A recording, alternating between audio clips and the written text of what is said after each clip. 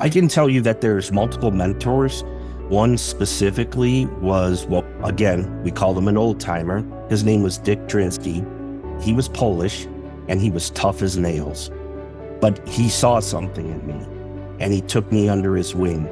I'll tell you, he was a disciplinarian, a very tough individual. He demanded a lot from me.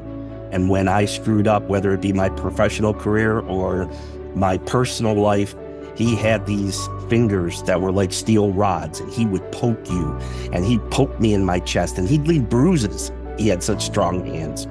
He really, truly taught me what it was to be a good union member, how to be trustworthy, reliable.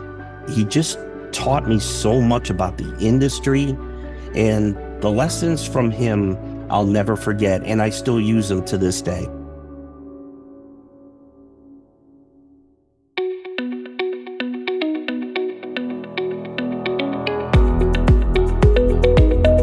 This is Associations Thrive, the podcast celebrating successful associations and their leaders.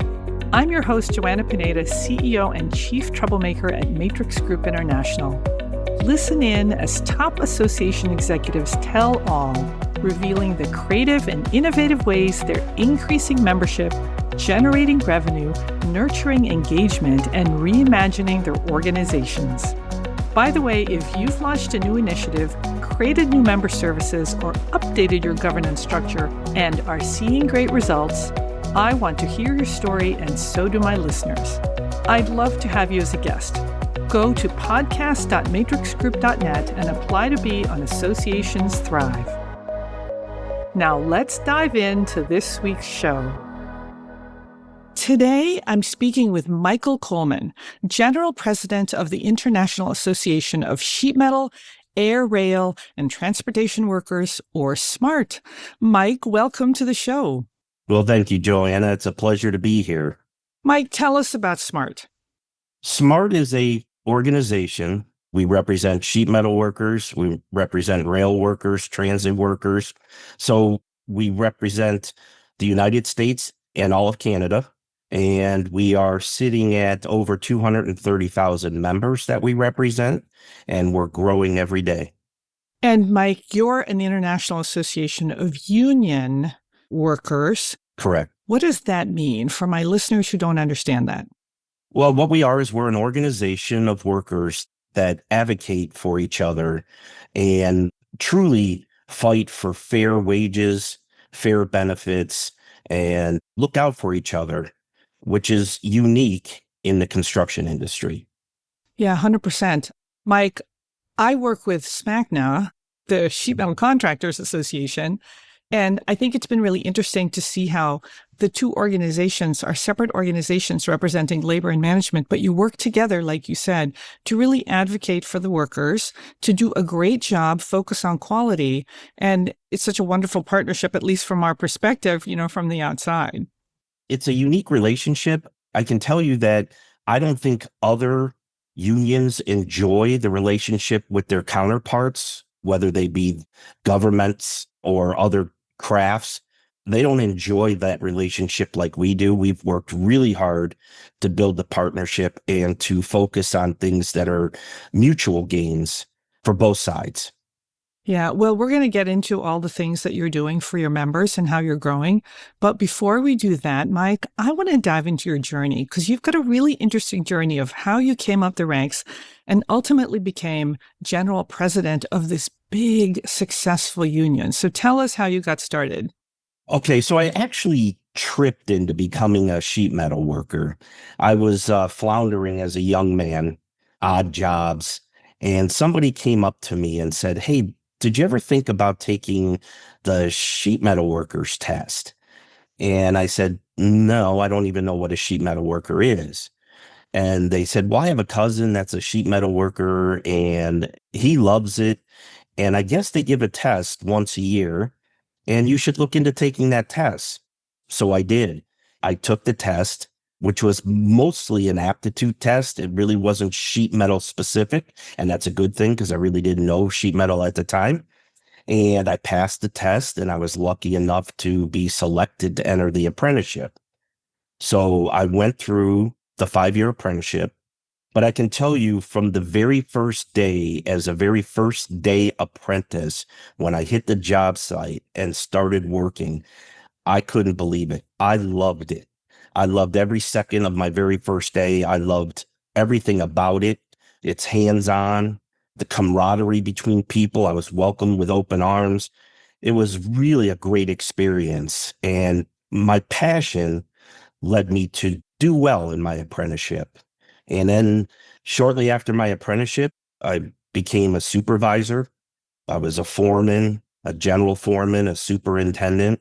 And quite honestly, somewhere along the line, was developing the want to help people. And I can't even point to any one thing specifically, but I realized I'm volunteering. I'm doing things with our recreational fund at the union, helping put on picnics or helping Habitat for Humanity. And I just, I love the trade and I love working with the trade. But a buddy of mine caught me looking out the window on a job site, and it was the biggest job in Cleveland, which is where I'm from, the biggest job Cleveland had in decades. And he said, "What are you thinking about, Mike?" I said, "I'm 33 years old," which I was at the time. I said, "This is the hardest job Cleveland has ever seen. It was a very complex job. And I'm just thinking what my future looks like, because I don't know that the jobs are going to get any harder. They're certainly not going to get any bigger. I think the only difference is going to be the change of address of where I'm working." So you're thinking what comes after this big giant project? Yeah. At 33, I'm like, what am I going to do? And he said, "Did you ever think about representing us?" He said, "You'd be good at it." And I said to him, his name was Billy. I said, "Billy, no, I never really thought of that, but that's a darn good idea." So the very next election, I ran for executive board position, kind of out of nowhere, ran against 8 different people for the one position, and I won by just a handful of votes. Proving that every vote matters. Yes, yes. And then I, shortly after that, became a business representative, which was actually a full-time position. So I left working with the tools and went into representing the members as a business representative. And I loved that. It was what I wanted and what I needed. I excelled at that, and not too many years later became the business manager and president of my local, which I loved every minute of. I did that for probably 10 years. And then the general president before me, Joseph Sellers, called one day and asked if I would be interested in a position with the International as the director of business and management relations, because that's what I excelled at. I excelled at bringing parties together for the benefit of all. It's something that I believe in. I study it. There's just so many ways that we could help each other, even if we're seeing an issue differently. So I agreed to do that.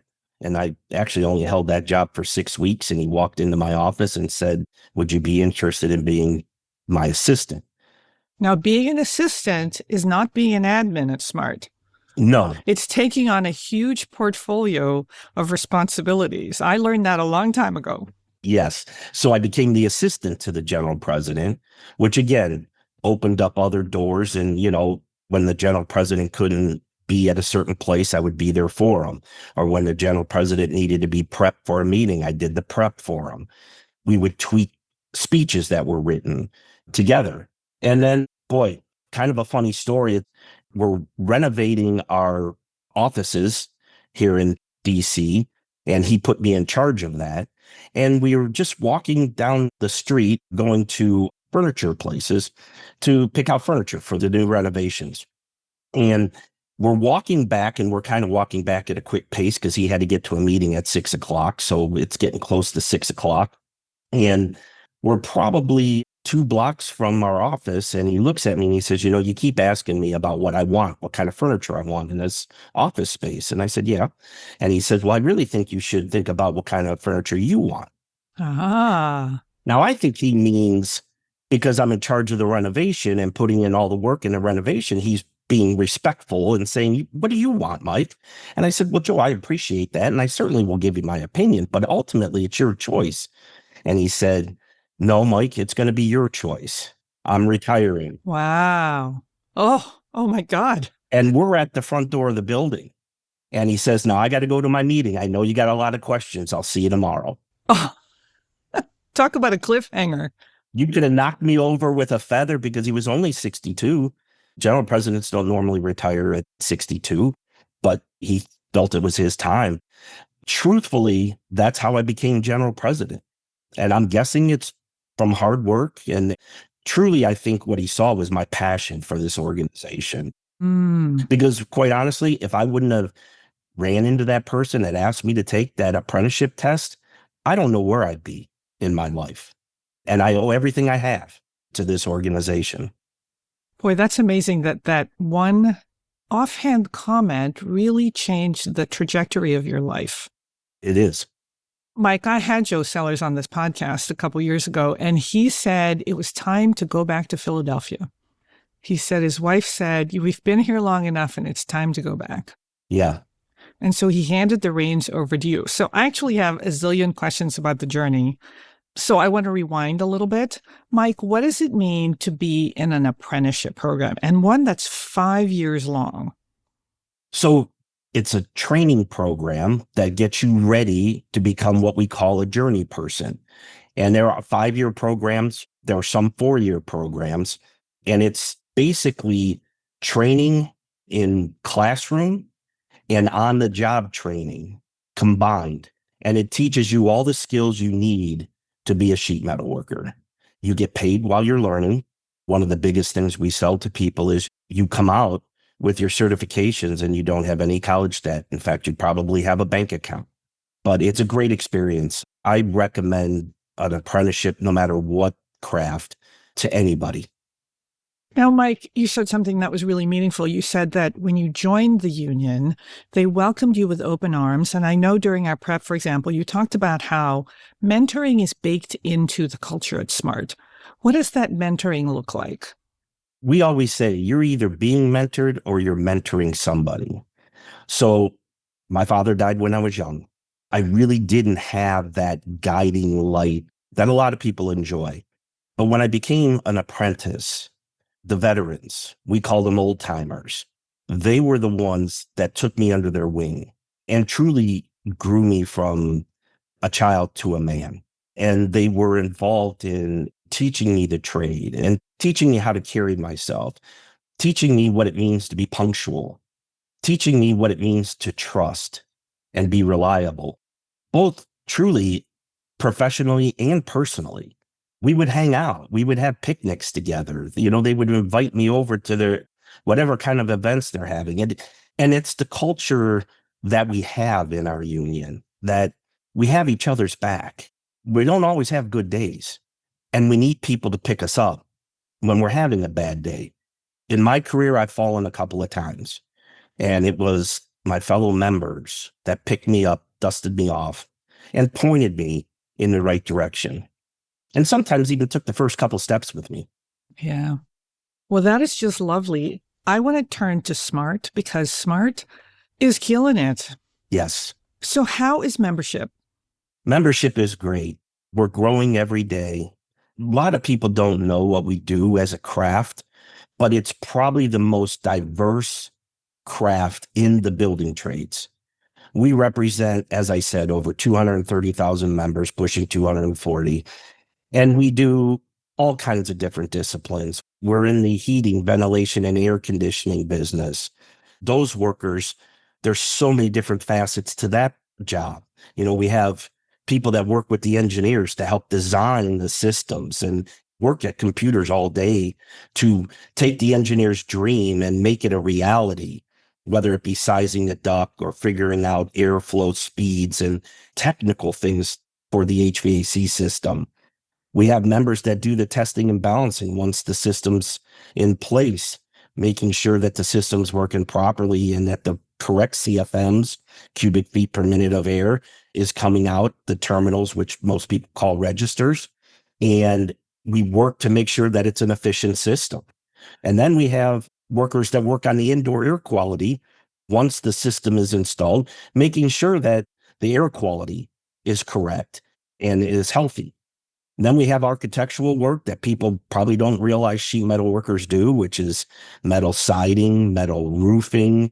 Boy, we have some amazing projects that your listeners probably are aware of. the chapel at the Air Force Academy at Colorado Springs. They're redoing that. That is all sheet metal workers doing that. If you've ever been to Chicago and seen that beam, what they call the beam, Ah, yes. sheet metal workers installed that. Ah, I've been to the Bean. And then the Experience Music Project Yes, in Seattle. That was a Frank Gehry building, and it was sheet metal workers, your members. that's correct.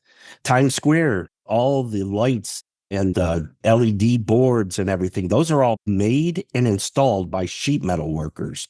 And even the ball that you watch drop on New Year's Eve, that's made by sheet metal workers. Yeah, and Mike, you've got this other huge part of the union, which is the transportation division. And in '08, you merged with a transportation union. So how did that happen? And how does that change the union to have such diverse members?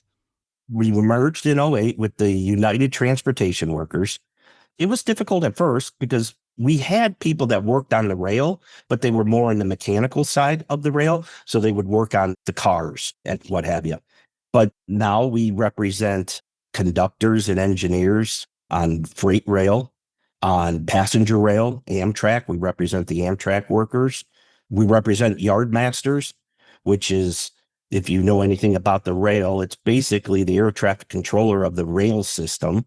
We represent bus workers all over the country, and it's been great. It's been a great merger. Not that it didn't have a few bumps in the beginning, but we are truly one of the strongest organizations because of that merger. So in the past, it was the material that brought you together, that unified you. It was sheet metal. And then when you merged with the transportation union, it was people who worked with sheet metal again, or maybe steel because they were working on the rails. But now you represent the other professions. Yes. What unifies you so that you're smart and it's not the material that now brings you together? That's a cultural thing. Yes. It is very different. Sheet metal workers and transportation workers are very different in what they do for a living, but we have the common cause, which is fairness and dignity in the workplace, safety, and just fighting for good paying jobs, good middle class jobs. That's all of our common cause, is to fight for people to have that and live a dignified life. Mike, you say that membership is growing. What are you doing to achieve this success? Because I'm hearing lots of organizations that are just struggling with workforce issues, membership issues. Yes, and we hear it too. We have been very successful in recruiting and opening up where we're looking for individuals. And we're really getting a lot of help from the military, people that are coming out of their service life and joining the public life. They have unbelievable skills and unbelievable discipline. You know, we're part of Helmets to Hard Hats through the National Building Trades. We have our own program, Smart Heroes. So we're really tapping into service members that are coming out of the service that really don't know what they're going to do. We've also engaged in underprivileged communities, and we really are recruiting females into our trade. We've been able to answer the call for our workers, and it's been very successful. Mike, what's working when it comes to recruiting women? What they're able to see is that this is a trade that gives you such personal satisfaction, and it's a career. And they see that, yeah, it might not be a traditional job for a woman, but now that we've had the success we've had with women, and we have mentoring programs for women, of women, the word of mouth and just general conversation is drawing females into our craft. Yeah, and I think I even read on the website that you're offering childcare. Holy smokes. Yeah, so we have identified things that make it difficult for people to get into a trade. One of the biggest things for anybody is childcare. Childcare is outrageously expensive. So we identified that as an impediment to organizing more members, bringing more members in. And we're addressing it by offering childcare and stipends to help offset the cost of childcare. We're also offering maternity leave, which is unheard of in the construction industry. So the more females we get in, now they no longer have to choose between a career or a family. They can have both. We'll have paid maternity leave. We're doing all kinds of things to help our membership in difficult times. And it's one of the things that always drove me is when I see that there's an issue, I list out all the impediments to getting to where we want to be. And I try to systematically remove those. And that's where some of these programs that we brought forward, we call them smart initiatives. I named them smart initiatives. And it's to benefit our members and make our members proud that they belong to SMART. Mike, this is extraordinary because you think about these benefits as belonging to kind of the highest echelon of professional workers in an office, right? The execs who have the childcare, who have the pensions, but you're making it available to hundreds of thousands of people. That's just amazing. They get healthcare, they get a pension. Wow. And they get training with no debt. Yes. And, with all the struggles today out there, we've had members leaving because of various things, whether it be family issues or, God forbid, mental issues or alcohol addiction, drug addiction. So we're also offering a program, a very amazing program to help our members through some of those difficult times. So we provide that service with a very qualified EAP program that is pricey, but again, it's a program that's usually for the top executives and things like that, but we're offering it to our members. Every time they make a call, if they're having struggles, money struggles, family struggles, marital problems, drugs, alcohol, you name it, depression, every time they call, it's a certified clinician that answers that phone call and walks them entirely through their journey back to health. It's not a cheap program. Wow. Mike, there was a New York Times article a while back, I'm going to have to try and find it, that talked about the decline of the middle class is closely associated with the decline of the unions, but you're bucking the trend and you're providing a wonderful life to your members. Yes, we're very proud of what we're able to deliver to our members.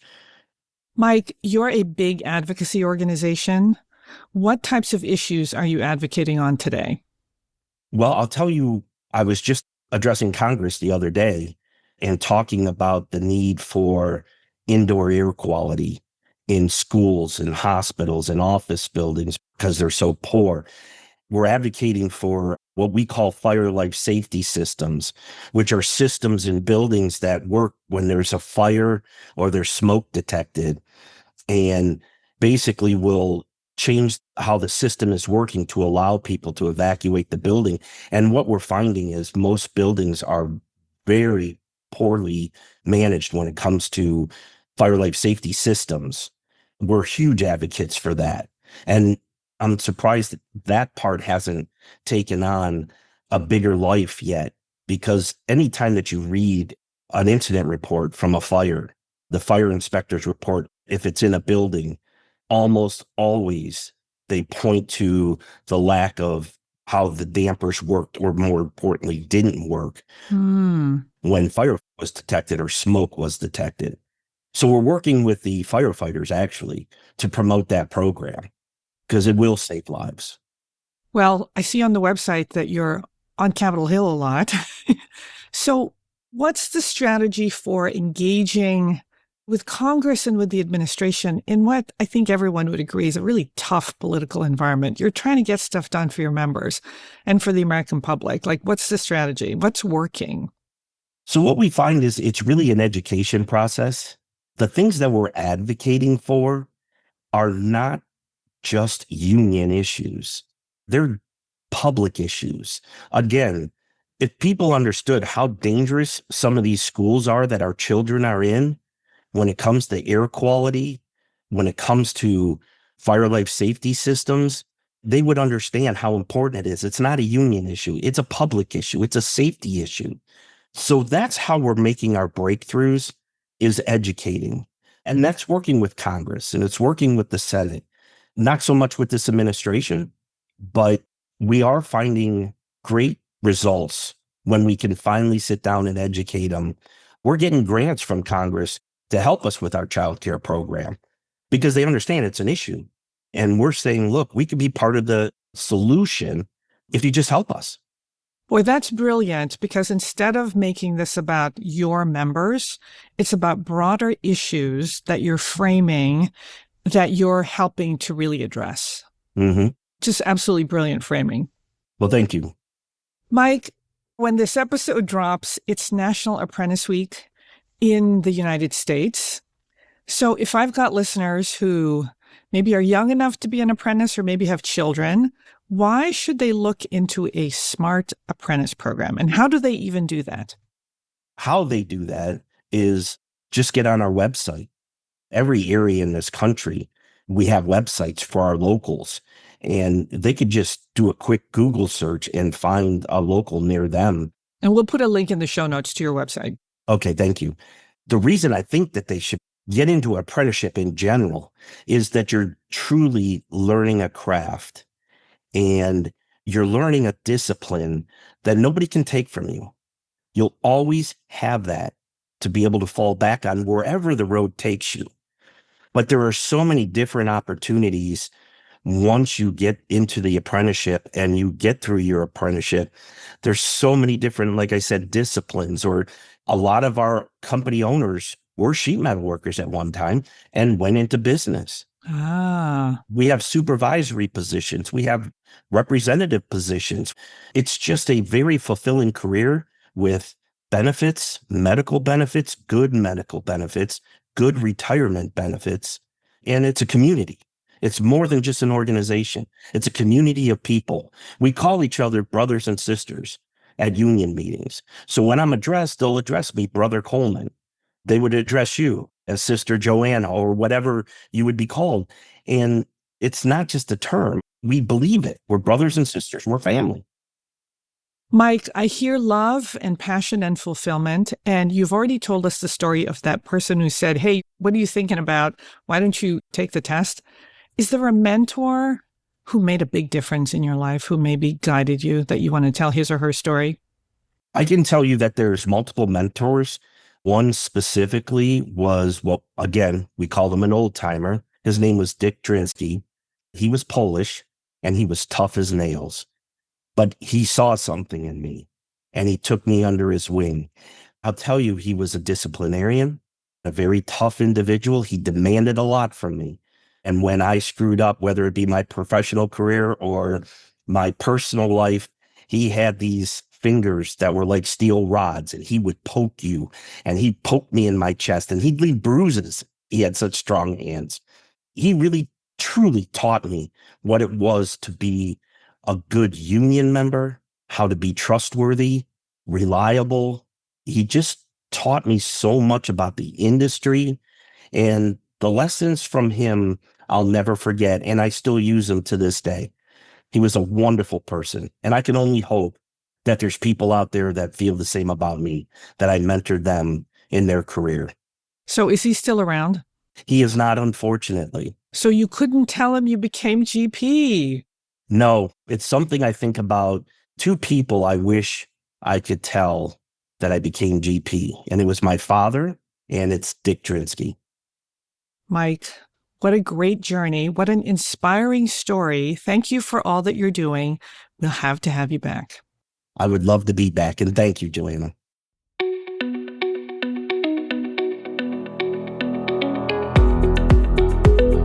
Thanks for listening to Associations Thrive. We're so glad to have you here. You know, my personal mission and the mission of my company, Matrix Group International, is to help associations and nonprofits increase membership, generate revenue, and thrive in the digital space. I want to hear stories of how your organization is thriving in today's challenging landscape.